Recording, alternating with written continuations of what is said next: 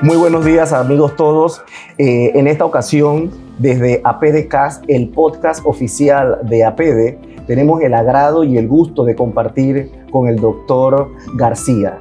El doctor García nos acompañó el día de ayer en el cóctel de inauguración de nuestro máximo evento, la Conferencia Anual de Ejecutivos, el máximo evento de APD que anualmente contribuye con muchísimas ideas, soluciones, ¿verdad?, para que nuestro país avance, crezca y se desarrolle. Bienvenido, don Enrique. Bueno, es un gusto estar en Panamá, un país que quiero muchísimo, y desde luego muy grato estar en un evento tan importante como es este.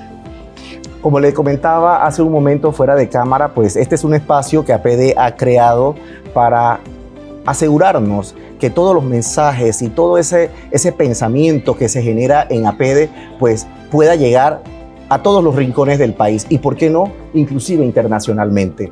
Don Enrique, usted ayer nos hablaba de varias cosas muy interesantes, entre esas nos hablaba de las 4E.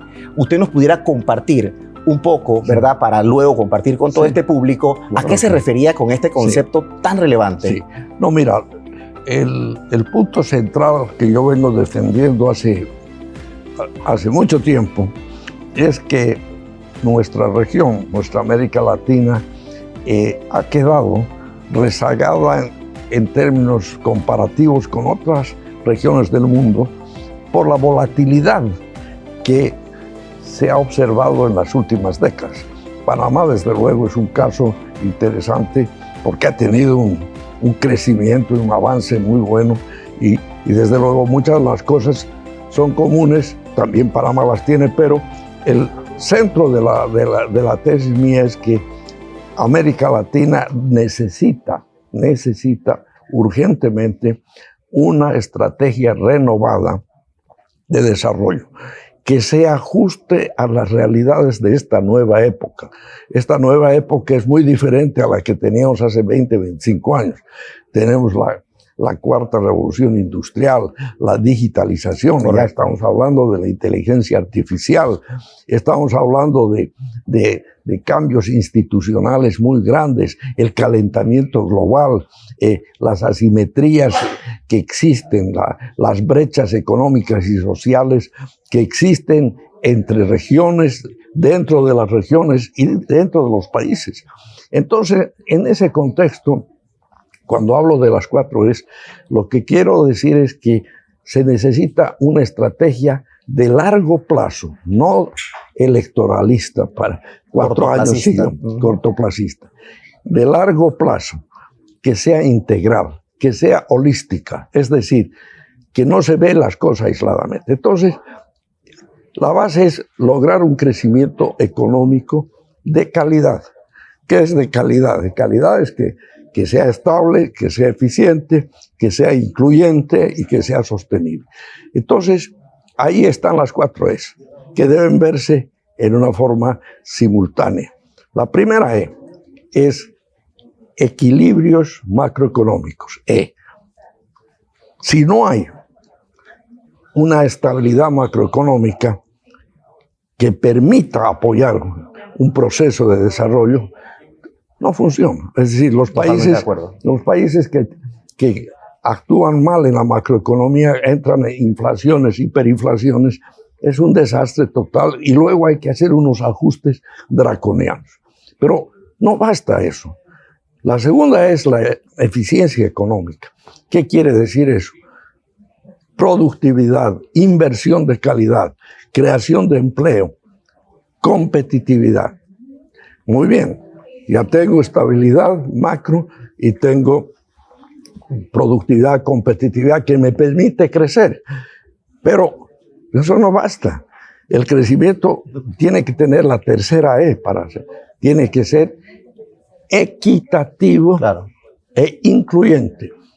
De manera tal que los beneficios de ese crecimiento, que parto del supuesto que es eficiente, que es de buena calidad, lleguen a la mayoría de la gente, que tengan acceso a la educación, que tengan acceso a la vivienda, que tengan mecanismos de salud apropiados, que tengan oportunidades para ser emprendedores, etc. Pero la cuarta es el medio ambiente, el equilibrio y la sostenibilidad ambiental.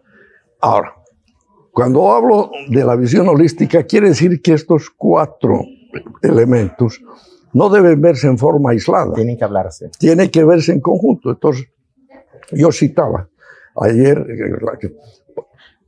por ejemplo, en la área social, cuando uno ve los objetivos al 2030, que son sociales, eliminar la pobreza, el hambre, todas estas cosas.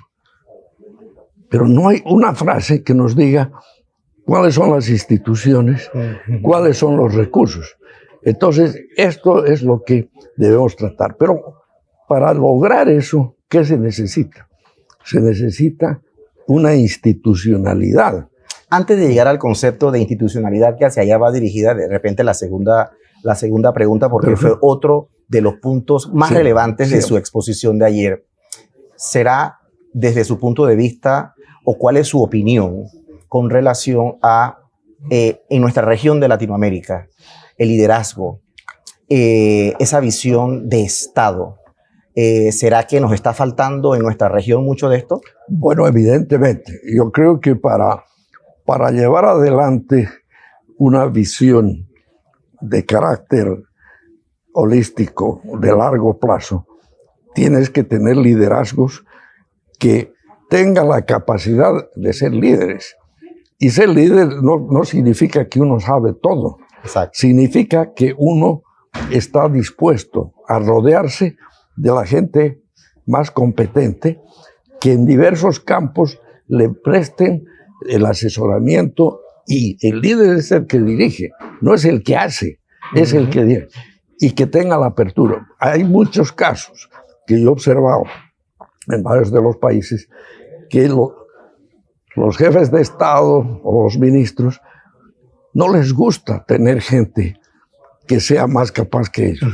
Al contrario, uno, por lo menos mi experiencia, uno debe buscar en los diversos campos gente que sepa mucho más que uno. Claro, los mejores. ¿No es cierto? Así que ese es un punto realmente. Perfecto. Y naturalmente, esto tiene que ver mucho con la política, claro, y con la institucionalidad. Claro, y ahí entonces entramos al concepto de institucionalidad, un concepto extremadamente importante. Desde APEDE hemos hecho muchísimos llamados a que en Panamá pues la institucionalidad sea fortalecida. Compártanos y comparta a nuestra audiencia su opinión con relación a la institucionalidad y su importancia para todos nuestros países. Bueno, definitivamente, para llegar a construir una estrategia viable, holística, de largo plazo, eso no se hace al aire. Se hace con líderes y se hace con instituciones. Instituciones que den gobernabilidad a un país. ¿Y qué es lo que se requiere en institucionalidad? Bueno, primero, que existan leyes, reglas del juego, normas que sean buenas, y no solo eso, que sean duraderas, claro, que sea previsible. Por ejemplo, en algunos países, en un momento determinado, se ponen unas normas de política muy favorables a la inversión extranjera, pero como cambia el gobierno y cambia el gobierno, como yo decía. Hay la teoría del refundacionalismo, que significa el nuevo jefe de Estado, el nuevo ministro, el nuevo gerente, el nuevo bartender, y el día que lo posiciona dice, hoy comienza la historia, y revisa todo. No, es así. Tienes que ser. Entonces, muchas veces, a mí me ha tocado hablar con inversionistas extranjeros que te dicen lo siguiente: preferimos que las reglas y las normas no sean perfectas, pero que sean duraderas. Así es. Entonces, esa la durabilidad. Pero los temas críticos, definitivamente, es que tienes que tener una coincidencia de objetivos compartidos, logrando consensos entre lo que es los gobiernos, el sector privado, el sector laboral, la sociedad civil. Es decir, no pueden estar de acuerdo en todo, pero tienes que lograr acuerdos fundamentales que te den un camino de larga duración. Ya entrando a la parte del Estado, obviamente, ¿esto qué quiere decir? Quiere decir que tienes que tener elecciones que sean transparentes y justas. Y un concepto clave: separación de poderes. Importante. Hay una confusión en muchos de nuestros países.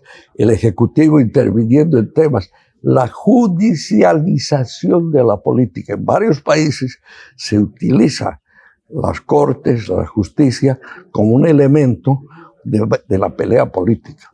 Eso no puede. Entonces, separación de poderes. El poder ejecutivo, el poder legislativo, el poder judicial, con independencia. Y también yo creo que es bueno que las normas den alternabilidad en el poder. No es bueno que la gente se quede eternamente. Claro. No, pero hay que establecer normas que dé continuidad en los principios, pero el poder que sea algo accesible a opciones diversas que hay en el país. Perfecto. Son los temas. Sí. Muy interesante, don Enrique.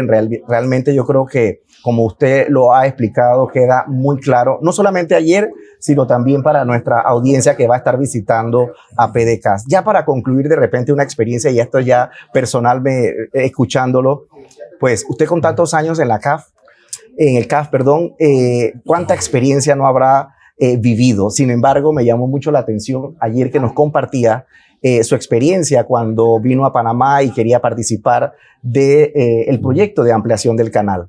Sí. Fue muy interesante y me gustaría que lo pudiera compartir nuevamente. No, mira, acá. Sí, tú sabes, como lo dije anoche, para mí Panamá tiene un gran significado, porque en la estrategia que yo tomé cuando asumí la presidencia de CAF a principios de los 90, uno de los objetivos era que CAF, que era la Corporación Andina de Fomento, que estaba en 5 países andinos, se transformara en una institución de corte latinoamericano y del Caribe. Ese era el objetivo. Y en esa tarea, uno de los primeros países fuera de los andinos en incorporarse fue Panamá. Lo hizo el año 1997, primero como un socio especial de una categoría que era para los no andinos, pero luego se cambió el convenio constitutivo y se invitó a los países a volverse miembros plenos.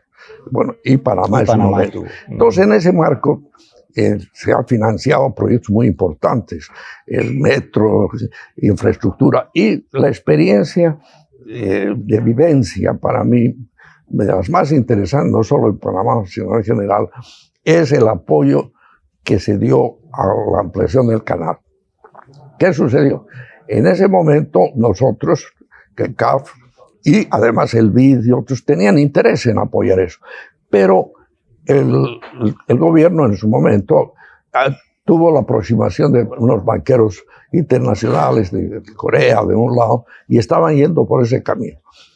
Yo vi el tema y dije, no me parece que deben hacer eso, porque en primer lugar, los recursos son más caros. Segundo, los plazos son más caros. Y hay muchas incertidumbres. El mundo en ese momento está por entrar en una crisis. Entonces, vine aquí a Panamá y me reuní con el presidente, con Martín Torrijos y con el actual ministro, y con Héctor. Y le dije al presidente, mi sugerencia es que hagamos el esfuerzo de financiar este proyecto tan importante con la participación de los multilaterales. Y en ese contexto, si me autorizan, yo tomo la iniciativa de reunirme al más alto nivel con el BID, el Banco Mundial, y tratamos de armar un paquete, porque es muy grande el proyecto, en fin, y me dieron luz verde. Bueno, entonces nos movimos, conversamos, y lo nombré una persona a cargo. Don Enrique, usted lo cuenta, perdón, suena tan fácil, pero yo no me puedo imaginar todas esas conversaciones, negociaciones, convencimientos, muchas veces me lo puedo imaginar y me parece muy interesante la experiencia. Pero y además, fíjate, en los multilaterales hay diferencias en políticas y procedimientos.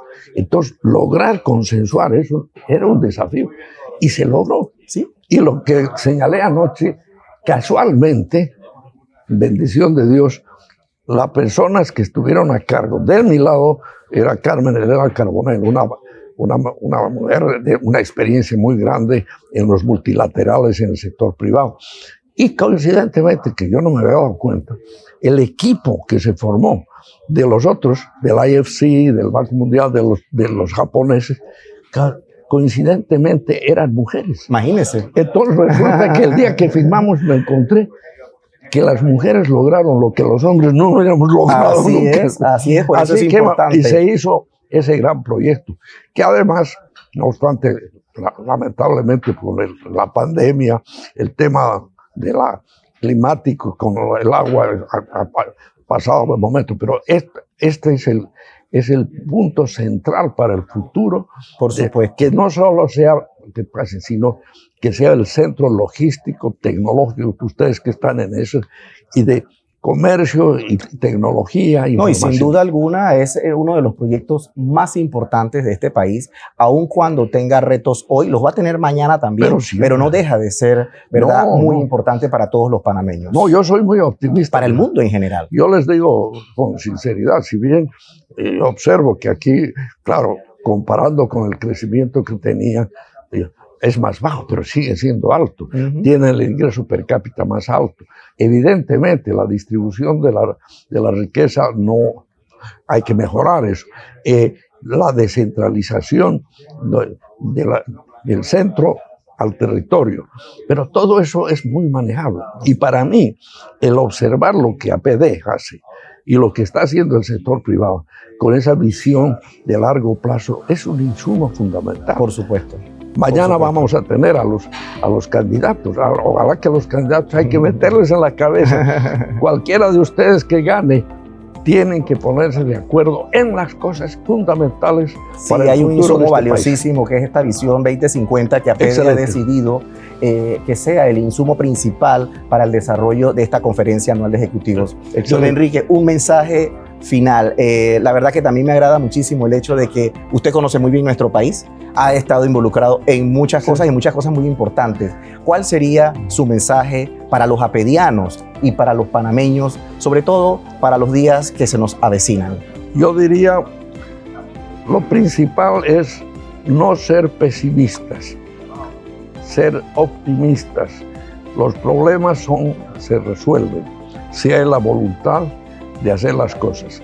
Y clave, buscar consensos, buscar consensos sobre las cosas fundamentales, porque los países no pueden trabajar con estrategias de 4 o 5 años. Se necesita en democracia programas de largo plazo. Claro. A veces me critican, no me critican, pero me observan cuando yo uso el ejemplo de lo que ha pasado en los países emergentes asiáticos, que tienen una visión. Me dice, claro, pero no son países democráticos, muchos de ellos.